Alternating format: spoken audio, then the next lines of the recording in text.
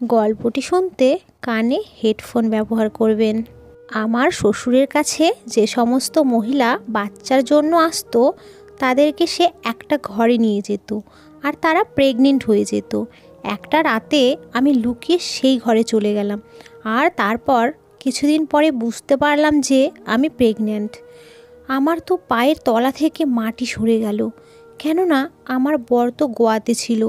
তার ঠিক পরের দিন আবার যখন আমি সেই ঘরে গেলাম তখন আমার সাথে বাজার চিকিৎসার নামে আজকাল এত বাজে আর জঘন্য খেলা রচনা করা হয় যে যার ব্যাপারে ভাবলে আত্মা পর্যন্ত কেঁপে ওঠে। কেউ কেউ সাধু বাবা হয়ে মহিলার সম্মান নষ্ট করে, কখনো কেউ নকল ডাক্তার হয়ে তাকে বরবাদ করে ছাড়ে। আমাদের গ্রামে কোনো মহিলার ইজ্জতকে বরবাদ করা কোনো কঠিন কাজ নয়, কেননা শুধুমাত্র সন্তানের জন্য মহিলাকে নরকে পাঠিয়ে দেওয়া হয়। বিয়ের কিছু মাস পরে যদি মহিলা প্রেগনেন্ট না হয় তাহলে তার উপর বাজা এই কথাটার ট্যাগ লাগিয়ে দেওয়া হয়, তার বেঁচে থাকা মুশকিল করে দেওয়া হয়। আর এই জন্যই মহিলারা চিকিৎসার নামে বরবাদ হতেও তৈরি থাকে।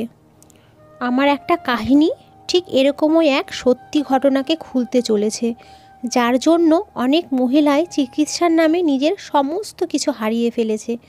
সমাজের টিটকারি থেকে বাঁচার জন্য চিকিৎসার নামে তারা এমন দৈত্যর শিকার হয় যে ভাবলে আত্মা পর্যন্ত কেঁপে ওঠে। এটা জেনে আপনার পায়ের তলার মাটি সরে যাবে যে কিভাবে কিছু লোক মহিলাদের দুর্বলতার সুযোগ তুলে তাকে ব্যবহার করে। আমার নাম ঈশানফি, আমার বয়স 24 বছর। আমার বিয়ে যে ঘরে হয়েছিল সেখানে আমার শ্বশুর বেঁচে ছিলেন আর একটা অসুস্থ শাশুড়ি, যে কিনা বিছানায় পড়ে থাকতেন। আমার স্বামী গোয়ায় থাকতো। বিয়ের পর সে ঠিক পরের সপ্তাহতেই গোয়ায় চলে গেল। আমার মনে হয়েছিল শ্বশুরবাড়ি সামলানো আমার পক্ষে ভীষণ সহজ হবে। শ্বশুরবাড়িতে না বেশি লোকজন ছিল আর না শাশুড়ির অবস্থা এমন ছিল যে সে আমার ব্যাপারে কিছু বলতে পারবে। আর আমার কোনো ননদও ছিল না। আমার বর তার মা বাবার একমাত্র সন্তান ছিল। আর আমার মনে হয়েছিল যে আমার বরের শহরে চলে যাওয়ার পর আমি পুরোপুরি স্বাধীন হয়ে যাব আর নিজের ইচ্ছায় নিজের মর্জি মতো নিজের জীবন সুন্দর করে কাটাতে পারবো। কিন্তু এই রহস্যটা তো বিয়ের পরে খুলল যে যে কোনো সম্পর্ক চালিয়ে নিয়ে যাওয়া কতটা মুশকিল। আমার শ্বশুর একটা 60 বছরের বুড়ো ছিলেন, কিন্তু সে দেখতে এমন মনে হতো যেন সে এখনও যুবক। সব সময় চুলে তেল লাগিয়ে সেজে গুজে থাকতেন উনি। কখনো কখনো তো তার তৈরি হওয়া রূপ দেখে আমার হাসি পেত। এত বুড়ো বয়সে না জানি কেন আমার শ্বশুরের যৌবন ঠিক ফিকেই হতো না। তারপর আমি জানতে পারলাম যে উনি বাজা মহিলার চিকিৎসা করেন, আর যে মহিলারা চিকিৎসা করায় তাকে দিয়ে তাদের ঝুলি খুশিতে ভরে যায়। আমার শ্বশুরের কাছে চিকিৎসার জন্য আসা সমস্ত মহিলা কখনোই খালি হাতে ফিরত না। কিন্তু যে ব্যাপারটা আমার বোঝার বাইরে ছিল সেটা হলো আমার শ্বশুরের চিকিৎসা করার ধরন। আমরা শহরের মধ্যকার একটা ছোট্ট গ্রামে থাকতাম, যেখানে বেশিরভাগ লোকই ছিল গরিব, যারা কিনা হসপিটালে অনেক বেশি বিল আর টেস্টের খরচা বহন করতে পারতো না। এটা পুরনো জামানার একটা ভাঙাচোরা এলাকা ছিল, যেখানে পুরনো অট্টালিকার উপরেই ছোট ছোট বাড়ি বানিয়ে দেওয়া হয়েছিল। আমাদের আশেপাশে সমস্ত ঘর এরকমই ছিল। যখনই কোনো মহিলা সন্তানের জন্য অস্থির হয়ে যেত সে আমার শ্বশুরের কাছে চলে আসতো। আর আমার শ্বশুরের নাম দূর দূর অবধি সবাই জানতো যে সে বিনা পয়সায় বাজা মহিলাদের চিকিৎসা করে। মহিলাদের জন্য এর থেকে বড় কথা আর কি হতে পারে। এজন্য কোনো না কোনো মহিলা প্রতিদিনই প্রায় আমাদের বাড়ির দরজায় উপস্থিত থাকতো। সব থেকে বেশি অবাক আমি এই ব্যাপারটাই হতাম যে না আমার শ্বশুর কোনো ডাক্তার ছিল, না সে পড়ালেখা জানতো। তাহলে সে কি করে বাজা মহিলাদের চিকিৎসা করতে পারে? আর কিভাবে বিয়ের কিছুদিন পরেই আমি আমার শ্বশুরের এই ব্যাপারটা জানার পর অবাক হয়ে গিয়েছিলাম যে এভাবেও কি কোনো মহিলা প্রেগনেন্ট হতে পারে। কিন্তু এই ব্যাপারটার কথা বলতেও আমি লজ্জা পেতাম। শাশুড়ি তো কথা বলার মতো অবস্থাতেই ছিলেন না, আর তিনি আমাকে ইশারায় কী যে বলতে থাকতেন আমি বুঝতেই পারতাম না। আমার শ্বশুরের একটা ঘর ছিল যেখানে উনি ওই সমস্ত মহিলাদের চিকিৎসা করতেন, কিন্তু ওই ঘরে আমার যাওয়া কঠোরভাবে বারণ ছিল, আর অন্য কেউ ওই ঘরের দিকে যেতে পারতো না। আমার শ্বশুর ওই ঘরে বাজা মহিলাদেরকে নিয়ে যেতেন আর কয়েক ঘন্টা পরে সেই মহিলা যখন ফেরত আসতো ঘর থেকে, তখন তার অবস্থা ভীষণ অদ্ভুত লাগতো। তার চেহারায় আমি ভয় লক্ষ্য করতাম। আর একটা ব্যাপার অদ্ভুত ছিল যে অনেক মুশকিল হয়ে সে নিজেরাই দাঁড়াতো। তার চেহারার রং উড়ে যেত যেন। আর কিছুদিন পরে আমরা খবর পেতাম যে ওই মহিলা প্রেগনেন্ট হয়ে গেছে। বেশ কয়েকবার আমি চিকিৎসা করতে আসা ওই মহিলাদের ফেরত যাওয়ার সময় তাদের আটকানোর চেষ্টা করেছিলাম, কেননা আমি জানতে চাইতাম যে আমার শ্বশুর ঘরে গিয়ে তাদের সাথে কী এমন কাজ করে যে সেই মহিলা প্রেগনেন্ট হয়ে যায়। কিন্তু আমার আটকানোর পরেও কোনো মহিলাই সেখানে থামতো না, আর খুব জোরে হেঁটে আমাদের ঘর থেকে বেরিয়ে যেত। তাদের চেহারার এক হতচকিত রূপ দেখে আমার সন্দেহ হতো। আমি নিজেও বেশি পড়ালেখা জানতাম না, এজন্য এটাই ভাবতে লাগলাম যে আমার শ্বশুর হয়তো এমন কিছু জানে যার মাধ্যমে সে তাদের চিকিৎসা করে। কিন্তু আমার ভেতরে একটা জেদ জন্ম নিয়েছিল, ওই ঘরে এমন কি হয় যে যার চিকিৎসায় ওই ঘরে মহিলারা প্রেগনেন্ট হয়ে যায়, যখন কি না আজকের দিনে কোনো ডাক্তারের চিকিৎসাতেও বেশ কয়েক মাস লেগে যায়। আর আমার শ্বশুর তো চিকিৎসার নামে একটা পয়সাও নেন না। একদিন সত্যিটা জানার জন্য আমি লুকিয়ে লুকিয়ে ওই ঘরে পৌঁছে গেলাম। আর আমার শ্বশুর সেই সময় কোথাও গিয়েছিল, কেননা কিছুক্ষণ ধরে আমি তাকে দেখতে পাচ্ছিলাম না। আর এটাই সুযোগ ছিল যে আমি ওই ঘরের সত্যিটা জানতে পারতাম। আমি বিশ্বাস করতাম যে আমি প্রেগনেন্ট হতেই পারবো না, কেননা আমার স্বামী তো গোয়াতে থাকে। এই জন্য আস্তে আস্তে আমি ওই ঘরে ঢুকে পড়লাম। কিন্তু ঘরে ঢোকার পর শুধু অন্ধকার ছাড়া আর আমি কিছুই দেখতে পাচ্ছিলাম না। অন্ধকারের মধ্যেই না জানি কি একটা জিনিসের সাথে আমি ধাক্কা খেলাম আর অজ্ঞান হয়ে গেলাম। আমার যখন জ্ঞান ফিরল তখন আমি ঘরের বাইরে বেরিয়ে এলাম। আমার মাথায় যন্ত্রণা হতে লাগলো, আর আমার পুরো শরীরে যন্ত্রণা হতে লাগলো। মাথায় আমি অনেক বেশি আঘাত পেয়েছিলাম। আমি অনেক কষ্ট করে হেঁটে হেঁটে আমার ঘরে আসতে পারলাম। আর তারপর আমি ঘরের কাজে ব্যস্ত হয়ে গেলাম। আমি ভাবলাম যে আর হয়তো কোনো দিন ওই ঘরে গিয়ে আমি সত্যিটা জানতেই পারবো না। কিন্তু ওই দিনের পরে ঘরের বাইরে আমার পা দুটো যেন বেরোলোই না, এজন্য আমি সুযোগই পেলাম না। একদিন যখন আমি বাজারে গেলাম, তখন ওখানে আমি একটা মহিলাকে দেখতে পেলাম যে কিনা আমাদের বাড়ি থেকে চিকিৎসা করিয়ে গিয়েছিল। আমি তার চেহারা আজও মনে করতে পারি, কেননা ঘর থেকে বেরোনোর পর যে ধরনের হতচকিত ভাব তার মধ্যে ছিল তা দেখে আমি চমকে গিয়েছিলাম। তাই ওই মহিলাকে দেখতে পেয়ে আমি চাদর দিয়ে আমার মুখ ঢেকে তাকে আওয়াজ দিয়ে ডেকে আটকানোর চেষ্টা করেছিলাম। আমি তাকে নমস্কার জানিয়ে বলেছিলাম যে আমার নাম ঈশানবী, আর আমি আমার বাজা শরীরে চিকিৎসা করাতে চাই। আমি মহিলা, এজন্য আমি শুনেছি যে আপনি একজন বুড়ো লোকের থেকে নিজের চিকিৎসা করিয়েছিলেন। আমার কথা শুনে সেই মহিলার চেহারার রং বদলে গেল। আমার কথার উত্তর না দিয়ে সে জোরে জোরে হাঁটতে লাগলো। আমি তাকে আটকানোর চেষ্টা করেছিলাম, কিন্তু সে এত তাড়াতাড়ি বেরিয়ে গেল যে আমি তাকে আটকাতেই পারলাম না। প্রথমেও তার আচরণ আমার অদ্ভুত লেগেছিল, আর আজ তো আমি পুরোপুরি চিন্তায় পড়ে গেলাম যে এমন কি হতে পারে যে আমাকে চিকিৎসার ব্যাপারে বলাটা সে ঠিক মনে করলো না, তার বদলে সে পালিয়ে যাওয়া উচিত মনে করলো। মাথার মধ্যে অদ্ভুত অদ্ভুত কথা ঘুরছিল। আমি জিনিসপত্র কিনলাম আর ক্লান্ত হয়ে ঘরে চলে এলাম। গরমের জন্য আমার মাথা ঘুরছিল। কিছুক্ষণের জন্য আমি আরাম করার পর ঘরের কাজকর্মে যুক্ত হলাম, কিন্তু আমার শরীর খারাপ হওয়ার সাথে সাথে আমার মাথা ঘোরা শুরু হলো।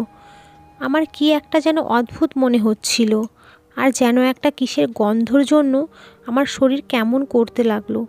আমার শরীরে এই অদ্ভুত বদলে যাওয়া ভাব আমি অদ্ভুতভাবে অনুভব করতে পারছিলাম। না চাইলেও আমি আস্তে করে চুপচাপ নিজের টেস্ট করাতে গেলাম। আর টেস্ট করানোর পর টেস্টের রেজাল্ট দেখে আমার তো পায়ের তলা থেকে মাটি সরে গিয়েছিল। এটা কিভাবে হতে পারে? আমি প্রেগনেন্ট হয়ে গিয়েছিলাম যখন কিনা আমার বর তো গোয়ায় ছিল। আমার চোখ দিয়ে তো জল বেরিয়ে গেল, আর আমার আঁচলে বাজা হওয়ার দাগও ছিল না। কিন্তু বাজে ভাগ্য এটাই যে দাগ অবশ্যই লাগবে আমার আঁচলে। আমি কিছুই বুঝতে পারছিলাম না। আমি চুপচাপ আমার শাশুড়ির কাছে গিয়ে বসে পড়লাম। আমার শাশুড়ি ইশারায় ইশারায় আমার কান্নার কারণ জিজ্ঞাসা করলেন, কিন্তু আমার কাছে তাকে বলার মতো কিছুই ছিল না। আমি তাকে কী বা বলতাম যে তার ছেলে না থাকা সত্ত্বেও আমি প্রেগনেন্ট হয়ে গেছি। দরজায় কলিং বেল বাজার আওয়াজ হলো, আর আমি আমার শাশুড়ির কাছ থেকে উঠে যখন দরজা খুললাম, তখন একটা খুব সুন্দর কম বয়সী মেয়ে দাঁড়িয়েছিল, যে বলতে লাগলো যে সে বাজা হওয়ার চিকিৎসা করানোর জন্য এসেছে। তার কথা শুনে আমার মনে পড়লো যে সেই ঘরে যাবার পর আমি কিছুক্ষণের জন্য অজ্ঞান হয়ে গিয়েছিলাম। তাহলে তারপর এমন কি হয়েছিল যে আমি প্রেগনেন্ট হয়ে গেলাম?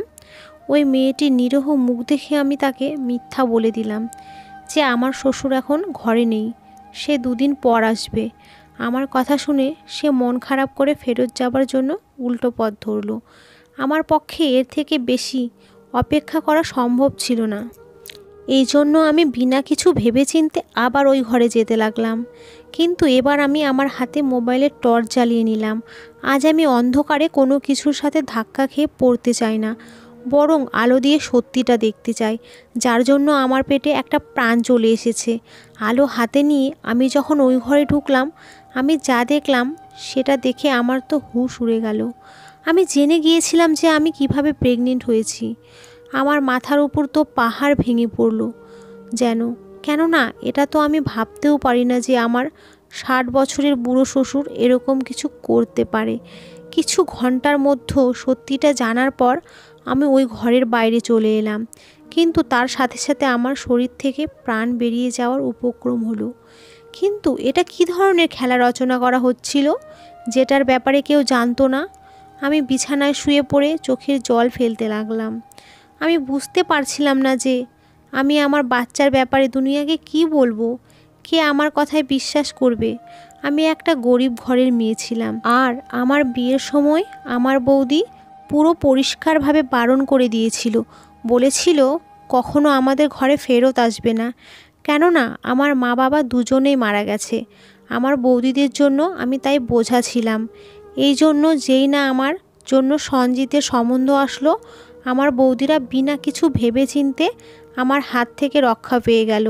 আমি বিয়ের দিন প্রথমবার সঞ্জিতকে দেখেছিলাম, আর আমার মধ্যে এই ব্যাপারটা স্বস্তির ভাব এসেছিল যে তাড়াহুড়ো করলেও আমার ভাইরা আমার জন্য ভুল সিদ্ধান্ত নেয়নি।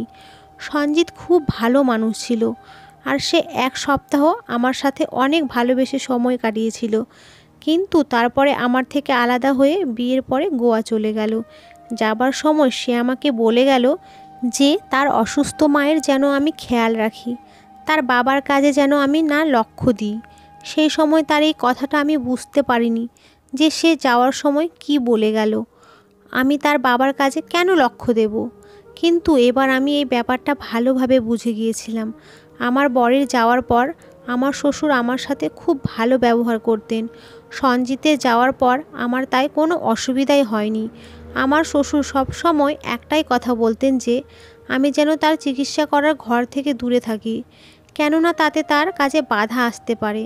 আমিও তার কথা মেনে নিয়েছিলাম, কিন্তু আমার ভেতরের সন্দেহ আমাকে বাধ্য করেছিল তার কথার বিপরীতে যেতে। আমার শ্বশুর প্রায়ই মোমবাতি জ্বালিয়ে ওই ঘরে যেতেন। আমার তো এরকমই মনে হতো যে উনি বোধহয় কোনো মন্ত্রের মাধ্যমে চিকিৎসা করেন। কিন্তু আমি কখনো আমার শ্বশুরকে মন্দিরে যেতে দেখিনি। আর এই রহস্য এবার পুরোপুরি আমার সামনে খুলে গিয়েছিল যে ওই ঘরে আসলে কি হয়। আর সেটা জানার পর বিছানায় পড়ে কাঁদতে কাঁদতে আমার খুব বেশি সময় হয়নি, ঠিক তখনই ফোন বাজতে লাগলো। সঞ্জিত তখন ফোন করেছিল। ফোন তোলার মতো অবস্থা আমার সেই মুহূর্তে ছিল না, কিন্তু আমি যদি ফোন না ধরতাম তাহলে সঞ্জিত নিজের বাবাকে ফোন করত, আর তার বাবা আমার ঘরে চলে আসতেন।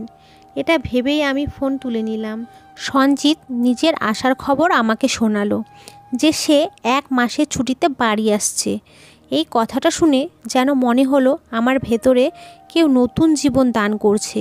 আমার আঁচল থেকে বদ চরিত্রের দাগ ধোবার একটা সুযোগ পেয়েছিলাম আমি আমার প্রেগনেন্ট হওয়ার খবর সবার থেকে লুকিয়ে নিয়েছিলাম, আর পুরো একটা দিন নিজে ঘরে বন্ধ ছিলাম। পরের দিন ফ্লাইটে সঞ্জিত ঘরে চলে এলো। আমি ওকে জড়িয়ে ধরে কাঁদতে লাগলাম। সঞ্জিতের মনে হলো যে বোধহয় আমি তার অনুপস্থিতিতে ভীষণ কষ্টে ছিলাম, তাই হয়তো আমি এভাবে কাঁদছি। কিছুদিন সঞ্জিত আমার সাথে কাটালো, তারপর সে ফেরত চলে যেতে লাগলো। তখন আমি তাকে খবর দিলাম যে আমি তার বাচ্চার মা হতে চলেছি, যখন কি না এই কথাটা পুরোপুরি মিথ্যা ছিল। কিন্তু এই খবরটা শোনার পর সঞ্জিতের খুশির ঠিকানা ছিল না। সে আমায় তার বুকের সাথে জড়িয়ে ধরলো। এই খবরটা বোধহয় তার জীবনের সবথেকে বড় খুশির খবর ছিল। কিন্তু আমার হৃদয় জানতো যে আমি কোন মুখে তাকে এই খবরটা শুনিয়েছিলাম। সঞ্জিত নিজের বাবাকে আমার খেয়াল রাখতে বলে চলে গেল। আর আরও একবার আমি এই চার দেয়ালের মধ্যে থেকে গেলাম, যেখানে এবার আমার দম বন্ধ হতে লেগেছিল। কখনো কখনো ভাবতাম যে আমরা মেয়েরা কতই না বাধ্য নিজের ইজ্জত বাঁচানোর জন্য, কিভাবে আমরা নিজের মুখে তালা লাগিয়ে রাখি। সঞ্জিতের যাওয়ার পর আমি ঘর থেকে বেরোনো কম করে দিয়েছিলাম। ঘরের কাজকর্ম করার পর আমি আমার ঘরে চলে এসেছিলাম, আর সারা সময় বন্ধ চার দেওয়ালের মধ্যে বসে বসে নিজের ভাগ্যের উপর চোখের জল ফেলতে লাগলাম। এরকমই কাজ করার সময় একদিন দরজায় কেউ টোকা মারল। আমি দরজা খুললাম যখন, তখন দেখলাম সেই নিরীহ মেয়েটা আবার আমাদের ঘরের দরজায় এসে দাঁড়িয়ে আছে, আর নিজের সন্তানের জন্য হাত পেতে দাঁড়িয়ে আছে।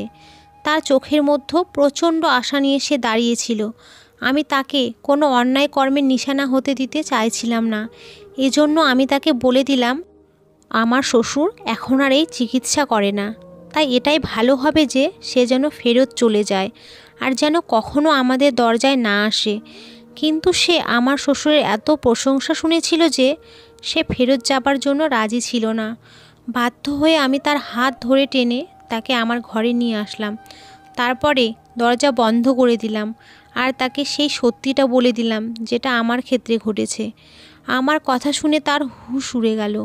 এবার সে আমাকে ধন্যবাদ জানালো আর ফেরত চলে যেতে লাগলো। আমি ঈশ্বরের কাছে ধন্যবাদ জানালাম যে আমার জন্য একটা গরিব মহিলার জীবন বরবাদ হতে হতে বেঁচে গেল। আমি নিজেকে তো বাঁচাতে পারিনি, কিন্তু আমি সিদ্ধান্ত নিয়েছিলাম যে আমার দরজায় আগত সমস্ত মহিলার ইজ্জত আমি বাঁচাবো, আর এখন থেকে এটা আমার দায়িত্ব। এরপর থেকে দরজায় কেউ টোকা মারতেই আমি দৌড়ে চলে যেতাম। আর একবার আমাদের বাড়ির দরজায় আমার বান্ধবী দাঁড়িয়েছিল। সে আমার ছোটোবেলার বন্ধু। আজ অনেক বছর পর আমি তাকে দেখলাম। সে আমাকে দেখা মাত্রই আমাকে জড়িয়ে ধরলো আর বলতে লাগলো আমি তোমার সাথে কথা বলতে চাই। আমি তাকে আমার ঘরে নিয়ে গিয়ে বসালাম। কিছুক্ষণ তো আমরা এদিকের ওদিকের কথা বলছিলাম। সে আমাকে বলল যে তার বিয়ে একটা পুলিশের সাথে হয়েছিল, যে কি না SHO হয়ে গিয়েছে, আর এখন সে খুব ভালো জীবন কাটাচ্ছে। তার কথা শুনে আমার কান খাড়া হয়ে গেল। আর আমি ঠিক করে নিয়েছিলাম যে এবার যারা দোষী তাদেরকে জেল পর্যন্ত আমি পৌঁছে দিয়ে তবেই দম নেব। আমি আমার বান্ধবীকে সমস্ত সত্যি কথা বলে দিলাম যে কোথাও যেন আমার নাম না আসে, কেননা আমি সঞ্জিতের থেকে আলাদা হতে চাই না। সে কথা দিল যে সে আমাকে অবশ্যই সাহায্য করবে। আর দুদিন পর পুলিশ আমাদের ঘরে আসলো। পুলিশের কাছে আমার শ্বশুরের বিরুদ্ধে সমস্ত প্রমাণ ছিল, আর আমার শ্বশুর গ্রেপ্তার হয়ে গেল। এই খবর শুনে সঞ্জিত সব কিছু ছেড়ে ছুড়ে গোয়া থেকে ফেরত চলে আসলো, কেননা আমি আর শাশুড়ি মা ঘরে একা ছিলাম। সে বলতে লাগলো যে সে তার বাবার সত্যিটা অনেক আগে থেকেই জানতো। বেশ কয়েকবার সে তার বাবাকে ভুল কাজ করার ব্যাপারে বারণ করার চেষ্টা করেছিল, কিন্তু তার বাবা তার কথা মানেনি। আর আজকে বদনামের দিন আমাদের দেখতে হচ্ছে। সঞ্জিতের এই কথা শুনে আমার গায়ের লোম খাড়া হয়ে গেল যে ও নিজের বাবার সমস্ত সত্যিটা জেনেও চুপ চুপ করেছিল, আর এই কারণের জন্যই আমার মাধ্যমে তার শাস্তি হলো। এবার আমি বুঝতে পেরেছিলাম যে আমার প্রেগনেন্ট হওয়া আমার শাস্তি নয়, বরং আমার বরের শাস্তি ছিল, যে কিনা অনেক মহিলার বরবাদের নিশ্চুপ নিদর্শন ছিল। আর আমাদের বাড়ি পুলিশ আপাতত সিল করে দিয়েছিল, কেননা ওই ঘরটা কোনো চিকিৎসার ঘর ছিল না, বরং ওই ঘরের মধ্যে লুকিয়ে থাকা একটা রাস্তা ছিল, যেটা কিনা অন্য একটা ঘরের সাথে যুক্ত ছিল। সেটা বোধহয় পুরনো সময়ের ঘর, যা দ্বিতীয় ঘরের সাথে যুক্ত করার জন্য বানানো হয়েছিল, অথবা বিপদের সময় পালিয়ে যাওয়ার জন্য। এই পুরো গ্রামটা পুরনো জামানার ছিল। পুরনো জামানার বাড়ির ওপর সব বাড়ি বানানো হয়েছিল, আর ওই ঘর থেকে বেরিয়ে যাওয়ার রাস্তা অন্য ঘর পর্যন্ত যেত, যেখানে আমার শ্বশুর মহিলাদের চিকিৎসা করানোর জন্য তাদেরকে ঘরে নিয়ে যেত। আর তাদেরকে চিকিৎসা করানোর নামে ওই রাস্তা দিয়ে অন্য ঘরের মধ্যে পৌঁছে দিত। আর সেখানে কয়েক ঘন্টা ধরে কিছু না কিছু বদমাইশ লোকের শিকার হতো সেই মহিলারা। একটা সময়ে দুটো লোক ওই একটা মহিলার সাথে বাজে কাজ করত। যখন তাদের মন ভরে যেত তখন তারা ওই মহিলাকে ওই একই রাস্তা দিয়ে ঘরের বাইরে পাঠিয়ে দিত। কয়েক ঘন্টা অত্যাচার করার পর যখন সেই মহিলা ঘর থেকে বের হতো তখন তারা নিজেদের মধ্যে থাকতো না, আর তাদের অবস্থা চলার মতো থাকতো না। তাদের কাছে তো বলার মতো কোনো ভাষাও ছিল না। এই জন্য যখনই আমি এরকম কোনো মহিলাকে আটকানোর জন্য চেষ্টা করতাম, সে দৌড়ে দৌড়ে পালিয়ে যেত। আর আমি যখন অজ্ঞানের অবস্থায় ওই ঘরে পড়েছিলাম তখন আমার সঙ্গে ওই একই অত্যাচার হয়েছিল। কিন্তু কে এবং কিভাবে সেটা করেছিল আমি আজ পর্যন্ত তা জানতে পারিনি। কে সেই ঘরে চলে এসেছিল যে কিনা আমাকে অজ্ঞান অবস্থায় পেয়ে নিজের খিদে মিটিয়েছিল। আমি আবার ঘরে ফিরে আসলাম। আমার শ্বশুরের কানে সেই খবরটা পৌঁছায়নি, কেননা সে ঘরে ছিল না। কিন্তু তার পরের বার যখন আমি টর্চ নিয়ে সেই ঘরে পৌঁছালাম তখন আমার শ্বশুর ওই রাস্তা দিয়ে অন্য ঘরে যাচ্ছিল, আর আমিও চুপচাপ পিছন পিছন তার ঘরে চলে গেলাম। সেখানে পৌঁছেই আমি একটা মহিলাকে নিজের চোখের সামনে বরবাদ হতে দেখেছিলাম। আমার 60 বছরের বুড়ো শ্বশুর সেই অবস্থার এমনভাবে মজা নিচ্ছিল যে যেন এইসব দেখে সে নিজেও খুব আনন্দ পাচ্ছিল। আমার শ্বশুরের মধ্যে তো সেই দম ছিল না, কিন্তু সে এই সমস্ত দেখে নিজের হৃদয়ের আনন্দ উপভোগ করত। বিছানায় পড়ে থাকা মহিলা জল ছাড়া মাছের মতোই ছটপট করত। আর তাদের অবস্থা দেখে আমার সেখানে দাঁড়ানো অসম্ভব হয়ে গিয়েছিল। আমি ফেরত আসার জন্য চেষ্টা করেছিলাম, ঠিক তখনই আমার শ্বশুর আমাকে দেখে নিয়েছিল আর আমার হাত ধরে জোর করে টানতে টানতে আমাকে ওই ঘরের মধ্যে নিয়ে এসেছিল। আর আমার সঙ্গে এত শক্তভাবে ব্যবহার করেছিল যে আমার হুঁশ উড়ে গিয়েছিল। আমার শ্বশুর আমায় বলেছিল যে আমি যদি আমার মুখ খুলি আর যদি কখনো এই ঘরের দিকে তাকাই তাহলে আমার সঙ্গে সঞ্জিতের ডিভোর্স করিয়ে দেবে। আর তার আসল উদ্দেশ্য পয়সা রোজগার ছিল না, তার উদ্দেশ্য ছিল নিজের তৃষ্ণা মেটানো। শ্বশুরের ধমকেতে আমি চুপ করে গেলাম, কেননা আমার কাছে কোনো অবলম্বন ছিল না, আর না আমার স্বামী ছিল এখানে। কিন্তু যখন আমার বন্ধু আসলো আমি তাকে সমস্ত সত্যিটা বলেছিলাম। ওই শয়তানটাকে দড়ি দিয়ে বেঁধে টেনে নিয়ে যাওয়ার সময় এসে গিয়েছিল। আর এই জন্যই বোধহয় অনেক বছর পর আমার বন্ধু আমাকে খুঁজতে খুঁজতে আমার ঘরে পৌঁছে গিয়েছিল। পুলিশরা আমার শ্বশুরকেই নয় বরং লুকোনো যে দ্বিতীয় ঘর ছিল সেই ঘরে লুকিয়ে থাকা সমস্ত লোকদের গ্রেপ্তার করেছিল। এটা একটা অনেক বড় টিম ছিল যারা সবাই মিলে এই কাজটা করত। কিছুদিন পর আমি একটা খুব সুন্দর ছেলেকে জন্ম দিয়েছিলাম, যাকে সঞ্জিত খুব ভালোবেসে নিজের কোলে তুলে নিয়েছিল। আমি সঞ্জিতের চেহারা দেখে ভাবছিলাম যে সঞ্জিত সারা জীবন এটা জানতেই পারবে না যে এই বাচ্চাটা তার ছিলই না, বরং তার ভুলের শাস্তি ছিল। যদি সে প্রথমেই নিজের বাবার বিরুদ্ধে কোনো শক্ত কদম ওঠাতে পারত তাহলে বোধহয় এইভাবে আমার ইজ্জত বরবাদ হতো না, আর প্রচুর মহিলা বেঁচে যেত। আমার শাশুড়িও সমস্ত সত্যিটা জানতো, কিন্তু আমার শ্বশুর তাকে ওষুধ দিয়ে দিয়ে বোবা বানিয়ে রেখেছিল।